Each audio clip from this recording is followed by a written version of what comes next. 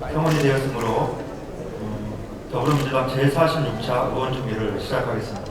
그럼 먼저 송영길 당대표님의 인사 말씀을 듣도록 하겠습니다. 존경하는 의원 여러분 반갑습니다. 오늘은 D-288일입니다. 제 당대표실에 3월 9일 역산에서 288일 남았다는 D-288일을 하고 우리 당내 모든 보고 서류에 제일 머리에 D- 날짜를 기입하도록 이렇게 당직자들에게 지시를 했습니다. 여러분 아시다시피 지금 대통령 선거를 치른다면 우리 민주당이 다시 국민의 신임을 받기가 쉽지가 않습니다. 이 명백한 사실을 지난 4월 9일 보궐선거를 통해서 우리가 확인했습니다. 그래서 5월 2일 전당대회를 통해 새로 만들어진 지도부는 분명히 변화해야 된다. 민심을 듣고 민주당이 변화하지 않으면 국민의 신임을 받을 수 없다라는 각오로 우리 이번에 국민 속으로 들어가서 민심을 정착하는 프로그램을 만들었습니다. 엊그제 대통령께서 최상의 방미 성과를 가지고 돌아오셨습니다. 안보와 경제 모든 한미동맹 관계를 한층 업그레이드 했습니다.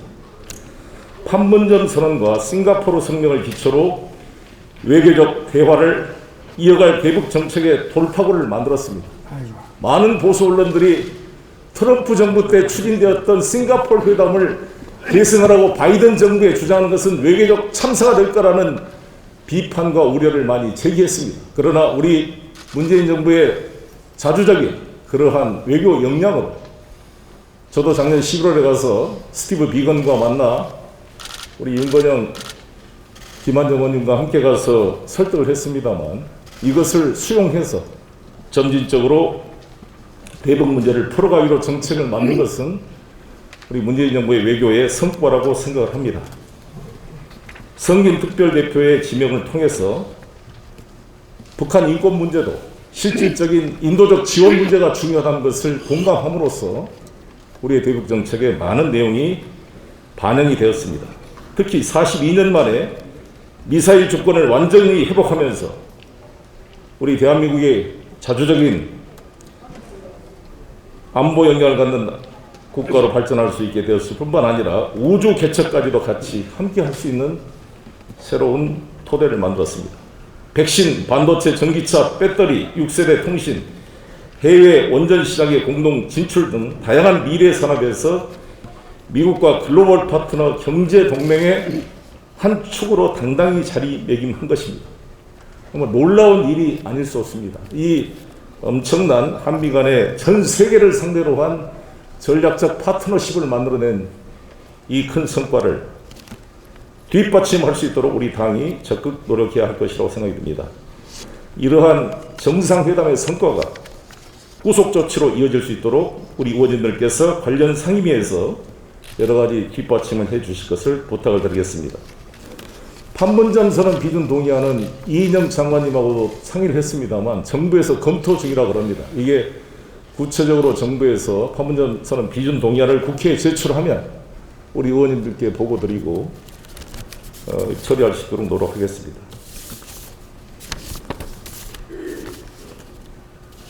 우리 대통령께서 내일 5당 대표를 청와대 초청해서 가서 한번 뵙고 오도록 하겠습니다. 내용을 자세히 해서 고위 당정회의를 열고 우리 윤호중 원내대표님과 후속 조치를 잘 상의하도록 하겠습니다. 저는 지난번 지도부 청와대 회동에서 대통령께서 주류 의식을 가져달라 이런 말씀이 참 저에게 다가왔습니다. 저희는 집권 여당입니다. 야당이나 시민단체가 아닙니다.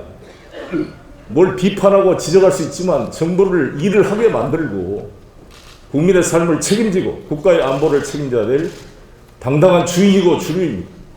이러한 자세를 가지고 우리 의원들께서 활동해 주시고 모든 의원님들의 입법 활동이나 의정활동의 내용이 내년 3월 9일 국민의 민심을 다시 얻어 우리 민주당이 대한민국을 책임질 수 있는 기회를 만드는 데 도움이 되느냐 안 되느냐를 가지고 판단해 주실 것을 부탁을 드리면서 이번에 우리가 준비한 민심경청 이 프로그램이 정말 다시 한번 우리 민주당이 국민 속으로 들어가 국민의 신뢰를 얻을 수 있는 계기가 될 수 있도록 함께 노력해 주실 것을 부탁을 드리겠습니다. 네, 오늘 이렇게 이 아래 위로 2층에 걸쳐서 의원총회를 여는 것은 국회가 열리고 난 이래에 처음 있는 일인 것 같습니다. 국회가 75년도에 여기로 이사를 왔던가요? 75년 이 회의장이 생긴 이래로 처음 있는 일인 것 같은데요. 앞으로 지금 아래 공간에 방역 지침에 따라서 99인 이내로 유지하기 위해서 상임위별로 돌아가면서 이제 2층으로 모시겠습니다.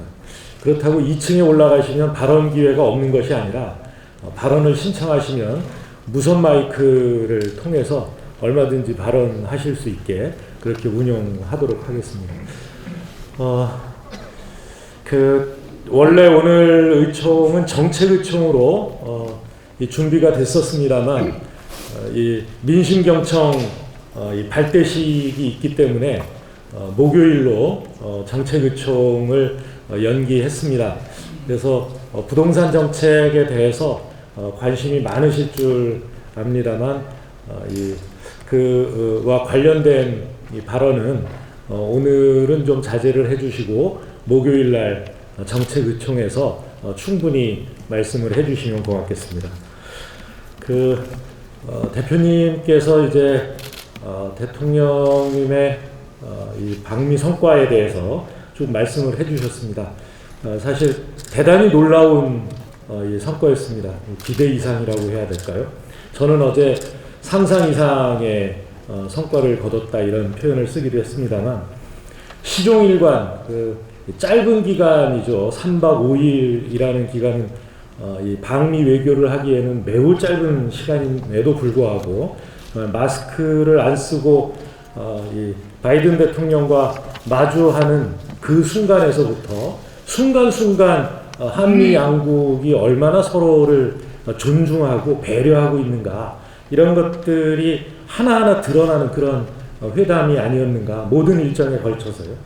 이를테면 참전 군인에게 명예훈장을 수여하는 그 자리에 대통령님을 초청해서 또 축사를 하게 한다든가 또는 이 정상회담 공동 기자회견 자리에서 대북 특별대표를 성김을 임명하지 않습니까? 말은 안 하지만 이것이 이 시점에 성김 대표를 임명하게 된 것은 문재인 대통령과 한국 정부의 이 뜻이 담겨 있다라고 하는 것을 그렇게 간접적으로 표현해주고 있는 것이죠. 그 다음에 미사일 지침을 종료하기로 한 것 역시 바이든 대통령이 발표한 게 아니라 문재인 대통령으로 하여금 발표하게 하는 대단히 이례적이고 문재인 대통령 대한민국의 입장을 고려한 그런 모습을 그대로 볼 수 있었습니다. 그 성과로 말씀을 드린다면 더 이상 설명할 수 없을 정도의 이 성과가 아니었을까 이렇게 생각합니다. 우리 대한민국이 글로벌 백신 생산 기지, 공급 기지로서의 그런 파트너십을 갖추게 되었다라는 것도 대단한 일이었고요. 이 부분에 대해서 일부에서 딴지를 좀 겁니다. 스가는 햄버거밖에 안 먹었지만 이를테면 1억 도스를 1억 회분을 계약하지 않았느냐 이런 이야기를 하는데요. 확인해 본 결과 한 5,000회 정도 이제 얼마 전에 계약을 했답니다. 그때는 전화로 그냥 구두 약속한 거고. 그런데 우리는 올해와 내년에 걸쳐서 10억 회분의 생산이 가능한 생산 라인을 갖추기로 합의를 해온 겁니다. 합의 정도가 아니라 사인을 하고 온 겁니다. 계약서에.